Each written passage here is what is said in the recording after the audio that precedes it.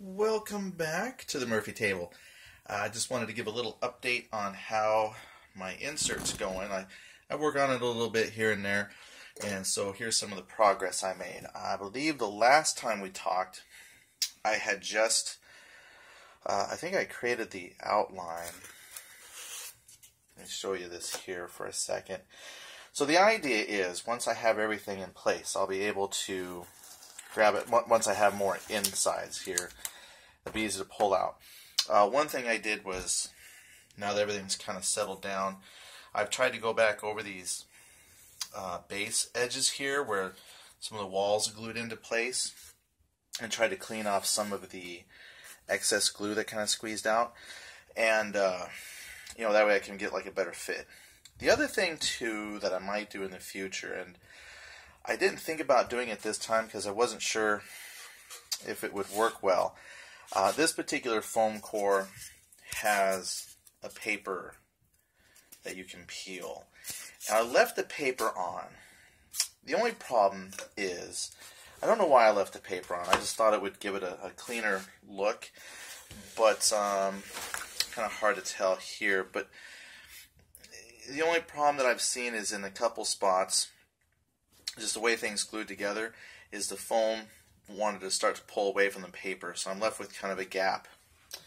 So I think if I do another one of these, I'll go ahead and just peel all the paper and then hope it, because my thought was I should have taken like a test piece of the foam core, glued it, and just see how the glue and the foam core interact. I thought that the paper would help protect the foam core from extra melting or anything mischievous like that, but it turns out that maybe it would be better just go ahead and peel the paper. Alright, so with this outer portion made, so I've got walls, and it fits in there once I kind of cleaned up some of my edges. It fits in pretty well. I have all the paperwork underneath, and what I did to the inside was I went ahead and, I don't think I had this last time, I went ahead and put in a tray or a spot for all the vehicles. This is all of them. This is everything from the base game and the Anzac Marine Corps expansion. That's all the big vehicle pieces I could find. And I just stuck them in here by alphabet. So I left enough gap here. Like I mentioned earlier, I leave enough of a gap that I can like stick my thumb in. And I do that just so I can kind of filter through here, find something I want. And because they're alphabetized, I can just get past all the M113s. There's like a whole bunch of those, but I can find a Huey gun truck, or my, if I need a Centurion, I can find it, pull them out. Trucks here at the end. If I need my Vietnamese PT-76, I can just find whatever I want. So that's in. And the other thing I did was I created this tray for the cards. What we've got here is, this side here is all the base game cards. This is Alone in the Jungle. What I did was I went ahead and sleeved these just so I can get an idea for how big the cards are once you sleeve them. And it does add some thickness to the stack. Since that's the bigger stack, I sleeved all of that just so I could check fittings. The trays are bigger than what's needed to hold the cards. And the only reason I did that was just to fill in the space here. This, originally my idea for a tray was going to be closer to the actual fit of the card, but then it left like a little small gap between what would have been this original outer wall of the card holder and these counters right here, and I really had nothing that would fill that tiny little gap. So I went ahead and made this a little bit bigger just to fill that gap, and then I made this so you could pull the tray out. So now when I'm, setting up my game, I've got my cards there as needed. I can pull the tray out. I left my thumb there so I can grab that stack. Then, if I'm playing alone in the jungle, I can grab, my AI cards and set them out. I also put in just this small bit of foam, and that's just to separate my bonus victory condition cards, because you don't really use those. I mean, they're bonus, so if you want to use them, you can. And if you don't, I just leave those covered up. Get my Alone in the Jungle. Now, before I sign off, it was just the thoughts of where I'm going to go from here. One of my original thoughts was to just build another card tray. And it would fit, let me get this sample stack here. I'm starting to figure out where to put counters. But if I move this, I pencil marked where this tray ends. And let's just say I made a second. I'll show you where the tray goes. So if I carefully turn this around without knocking stuff over, the pencil mark is like perfectly right here where it presses against this stack of counters. That's the Anzac counters. So the Marine expansion counters would fit right here.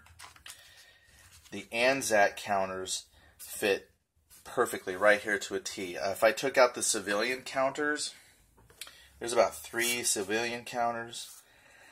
The only reason I would really need to do that is because I could get my second counter tray, then I could just fit rows of my counters. I don't know if that would give me enough space to put all the core, because see, like here I would have to put maybe Americans, just basic Americans, Anzac, Marine, put a border here. Then this would be maybe the Vietnamese, Viet Cong. Here's my Alone in the Dark counters, but I'd have no place to put the administrative counters. So I could fit all the units, 2 card holders because I thought, man, this is such a nice little design that this would be the draw side and that would be the discard side. So by having 2 cards, I could have one tray for the regular play cards, and then that would be the discard, and then the other card holder would be the Alone in the Jungle cards, and then it would be the discard for that. That way they're not all flopping around on the table. They'd be in a nice little case, so I could draw one and like, oh yeah, that's a hit, stick it in the discard, and everything is self-contained. It just sounded like a really, really, really good idea, but I don't think I'm going to make it work because there's still so many counters to put away.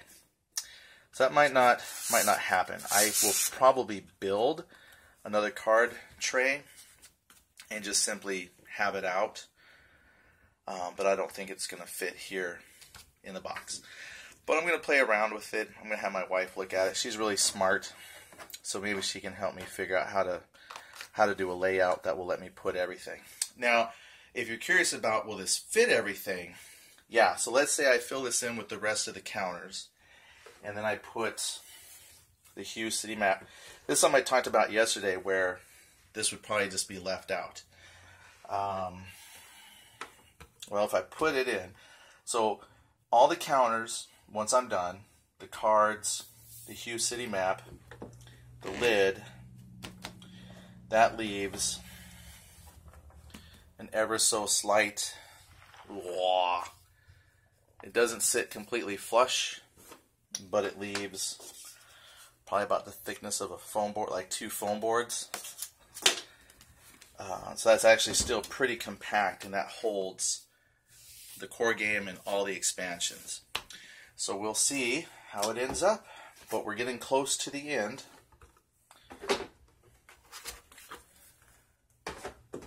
So I just messed up my inside. So hopefully in a day or two, we'll have this done and you can see the results. All right, thanks for checking in. We'll talk to you later.